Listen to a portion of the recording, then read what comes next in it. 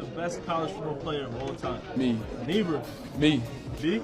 Me. That was former Vanderbilt quarterback Diego Pavia 8, maybe 9 months ago. Now, I know that sounds like a long time, but it's really not. Once you reach the age of 30, time seems to speed up. 8, 9 months feels like 8 or 9 days.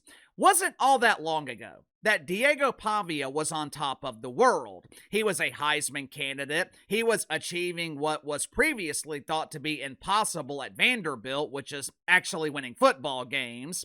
Diego Pavia was also making great money. I believe he was making around $2 million a year to be a semi-professional quarterback at Vanderbilt. But here we are, 8, 9 months later, and Diego Pavia is unemployed, at least for now.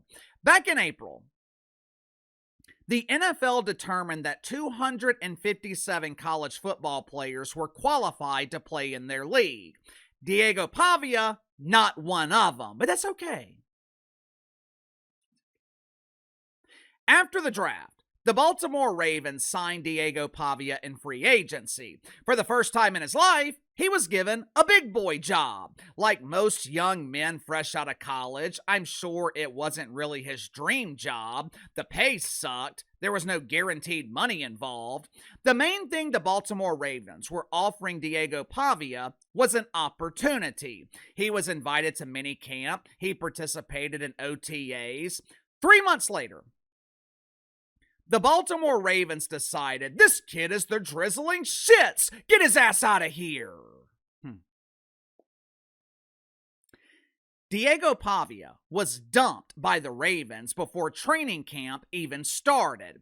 31 other teams in the NFL decided not to invite Diego Pavia to training camp. Now, normally, Uncle KC is good with not receiving an invitation, weddings, birthday parties, large social gatherings. The only time Uncle KC sends a thank you card is when he is not invited. But receiving an invite to training camp for the opportunity to potentially make millions of dollars one day in the future, that is an invitation I would gladly accept. Unfortunately, though, for Diego Pavia, there is not a team in the NFL willing to invite him to the party. Now, with that being the case, you would think it would be time for Diego Pavia to grow up, time to get a real job. If you want to continue to pursue your dream of playing football professionally, now would be the time to apply for the minimum wage up in the CFL or the UWFL, the USFL, whatever the hell that other league is called. But with the assistance of doofus judges combined with a complete lack of leadership from the NCAA, we now have a system in place that encourages young men to take a step backwards. It encourages young men not to grow up, headlined at NBC Sports. Recent legal developments could open the door for Diego Pavia to return to college football. We are so back! I'm the big man on campus again! Lots of people go to college for 7 years. Yeah, according to David Spade, they're called doctors. They're damn sure not called football players. Now, just to be clear, we don't know if Diego Pavia will be returning to college football this season, but there are 16 other players who will be returning for their PhD in football. And some of these players who are returning to college, they either participated in training camp in the NFL or they just played in the preseason.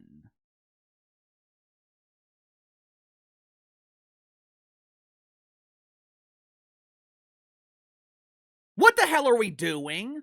Correct me if I'm wrong here. I thought the reason young people go to college is to prepare them for the real world. Since when did college become a career?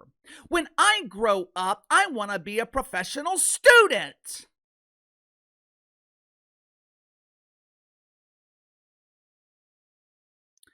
Thanks to the ruling of some doofus judges, Former NFL players are now being allowed to return to college to pursue their lifelong dream of playing football. Obviously, I don't blame the players. If I was in their situation, I'd be doing the exact same thing. They're just playing by the so-called rules. If I was 24 years old and I was rejected by the NFL and my two options were grow up, get a real job, or return to college where I'm making hundreds of thousands, maybe even $1 million a year, which option are you choosing?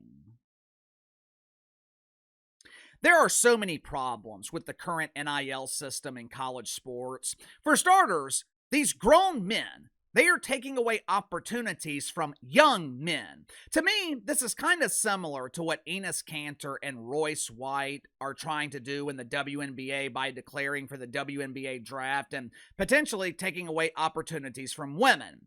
College football is not meant for grown men. College football is supposed to be for young men, kids, 18, 19, 20 years old. If you're 23, 24, 25 years old, you have officially aged out of the demo. If a 15-year-old kid with a beard was trying out for the T-ball team, the other parents would kick him off the field. Now, of course, the coach, he would hand him a razor so he would look younger. To be honest with you, I feel bad for Diego Pavia and other young men in his situation. Because these kids transfer so much, there's no longer any loyalty in college football. If J.J. Redick ever got into a bind, he's going to be just fine. J.J. Redick has a job for life at Duke. He could walk on campus right now, they'd give him a job. If the only open position was janitor, J.J. Redick would be the highest paid pooper scooper in the country. But J.J. Redick also spent 4 years at Duke. He was there long enough to build ties. He was there long enough to develop a sense of loyalty. Diego Pavia was at Vanderbilt for 2 years. Look at what's happening right now with Jaden Daniels and LSU. The relationship between player and program in college sports, it's now 100% transactional. And to make matters worse, the NCAA is setting these kids up with unrealistic financial expectations. You don't have to take my word for it. Listen to what John Calipari said earlier this year. Watch it for yourself. You're offered $55,000 in your first job, and you go, what? $55,000? Do I have to show up? I'm worried about mental health. Mental health. I've been poor. And you know what's worse than being poor? Coming across some money and then being poor again. That's the worst. At 41 years old, I am doing better financially now than at any other point in my life. For most dudes, that's usually how it works. We struggle in our 20s while we figure out what the hell we're doing. By the time we get into our 30s, we're doing a little bit better financially, but we're stuck at some corporate job that we hate, or we are working to survive instead of enjoying what we are doing. The other day, one of my longtime viewers, Jim, he's a teacher in the Midwest, and he tells every young man in his class, you need to figure out what you want to do for the rest of your life by the time you're 35. And Jim is absolutely right.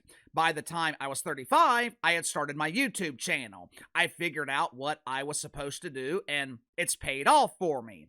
The money is a byproduct of me enjoying what I do every day. That is the career trajectory for most men. At 41 years old, if I went from the money I am making now back to the money I was making at my old job, I don't know if I could emotionally handle it. Giving up my freedom, giving up my current lifestyle, and going back to being absolutely miserable every day. I don't know if I could deal with it, but that's what we are asking these 22, 23, 24-year-old kids to do. Put yourself in Diego Pavia's situation. You're going from making $2 million a year to some entry-level position with some doofus company offering you $50,000 a year. Hey kid, welcome to the real world. This is a career job. Most of our employees have been with us for over 20 years. Why do they all look so sad? Oh, don't worry about that. They just have a case of the Mondays.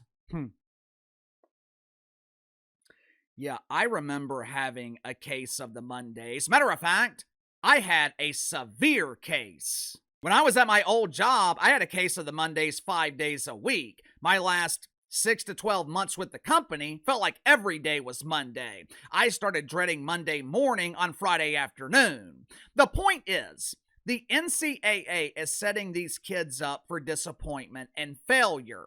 Unfortunately, though, for Diego Pavia and the others who refuse to leave college football, it's time to grow up. The party is over. College football is not a long-term career. I know leaving college sucks. I know it's scary to grow up. You think Uncle KC wanted to leave college? I was in the same predicament as Diego Pavia. Now, obviously, I wasn't playing football, and I damn sure wasn't being paid $2 million a year to attend college. I was paying them, or at least my dad was. I remember the summer going into my second or third senior year. I was around the same age as Diego Pavia is now. My dad sat me down for one of those serious talks. And Dad told me, I'm done, son. Your sister's about to graduate from college, and she started 2 years after you did. The party is over. I am done financing your lifestyle. You have 2 semesters to graduate. After that, you're on your own. You know what I did once I was faced with the consequence of having to pay for college? I graduated. Again, circumstances are a bit different for Diego Pavia and the other dudes refusing to leave college, but the principle is the same. College football is not a fallback plan. You don't get rejected from the NFL and fall back on college football, because the only thing you're doing is delaying the inevitable. If Diego Pavia returns to college next year, he'll be in the same predicament. Only difference is next year, he will be out of eligibility and he will be forced to grow up. Sound off in the comments below. I'll see you guys tomorrow.